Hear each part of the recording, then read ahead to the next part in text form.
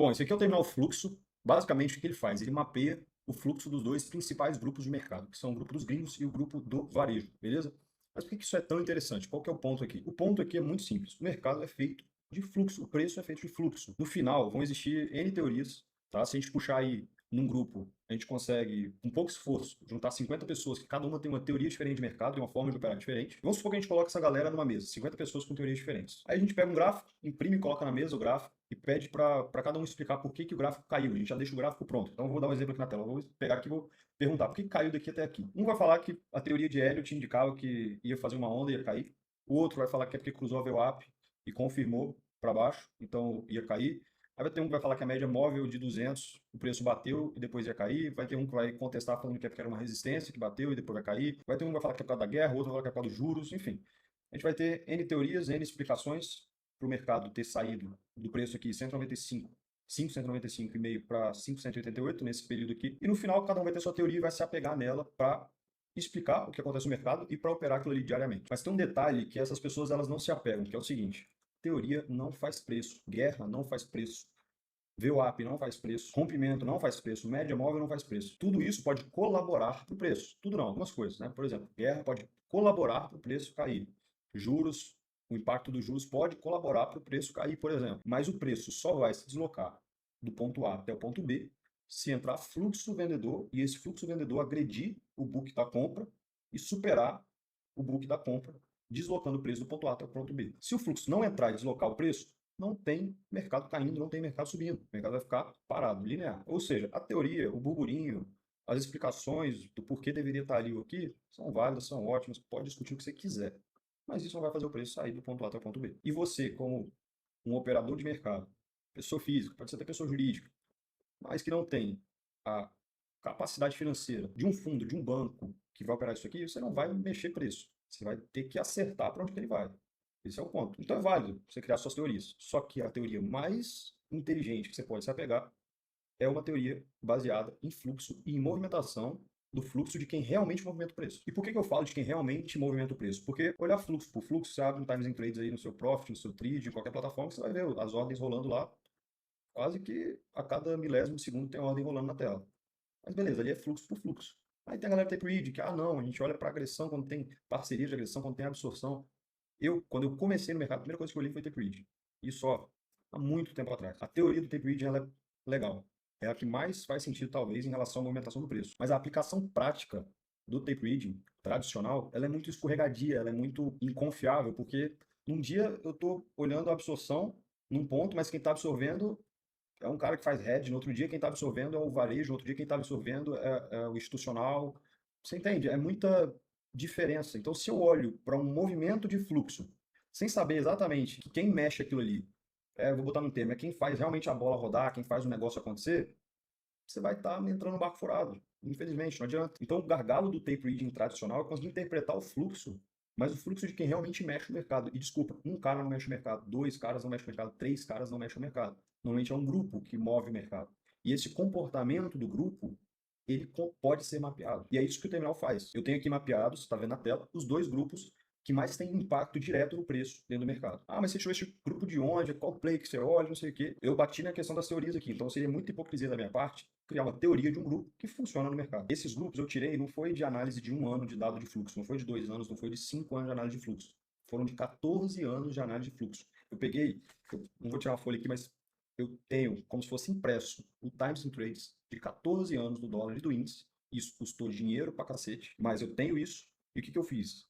Eu rodei um modelo em cima desses dados. Vou botar um termo mais fácil de entender. Eu passei um raio-x nesses 14 anos de mercado, correlacionando o fluxo do Times and Trades com N combinações de grupos para o gringo e N combinações de grupos para o varejo, considerando pro varejo corretoras de varejo, pro gringo corretoras institucionais internacionais, principalmente. E dado esse raio-x com todas essas possíveis variáveis, em 14 anos, eu cheguei na composição do grupo gringo e na composição do grupo de varejo que realmente importam e impactam no preço. E em cima desses valores aqui, desses dados, a gente consegue prever ou ter uma noção muito clara de para onde o mercado vai. Aqui, por exemplo, eu tenho o gráfico de evolução, então eu vejo que a linha azul é a linha de fluxo.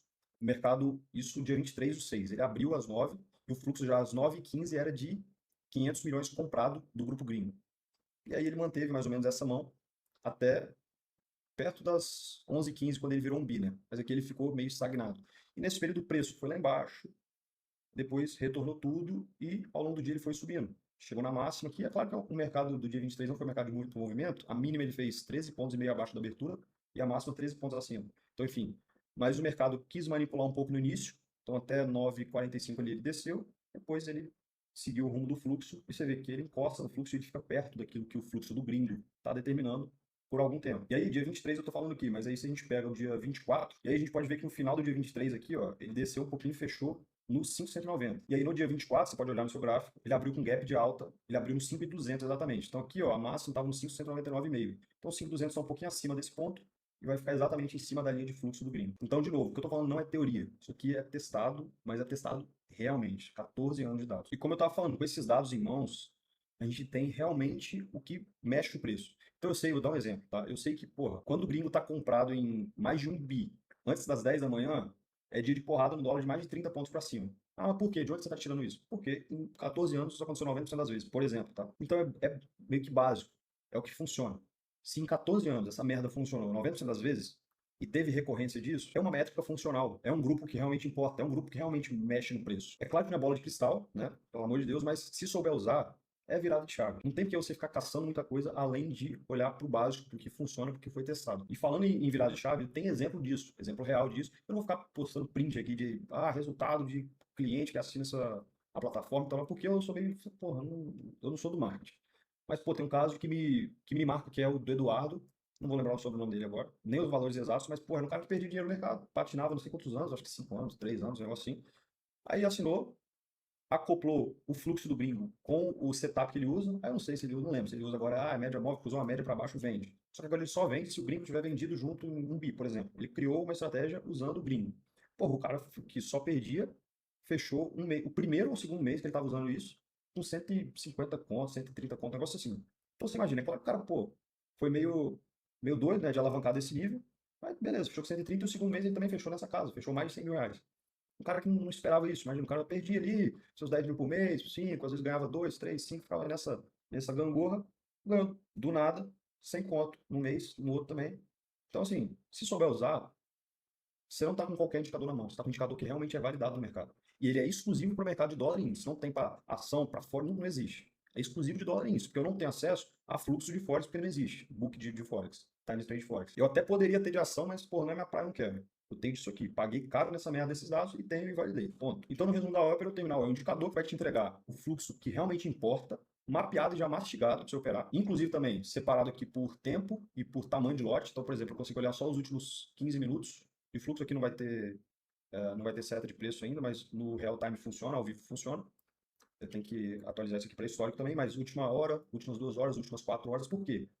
Isso pode ser gatilho para criação de estratégia, para validação de estratégia, tá? Isso você, pessoalmente fazendo, ou futuramente eu vou montar isso aqui, porque demora para a gente validar coisas. Então, é algo que vai ser validado ainda. O que eu tenho validado 100% é a questão do fluxo dos grupos. E a gente também tem os buckets aqui, que são os tamanhos de lote, né? Então, eu sei que na posição do gringo, do dia 23 aqui, eu tenho 2 bi, que ele fechou o dia, 2.600, sendo que na faixa de 1 a 99 contratos, 2 bi 260.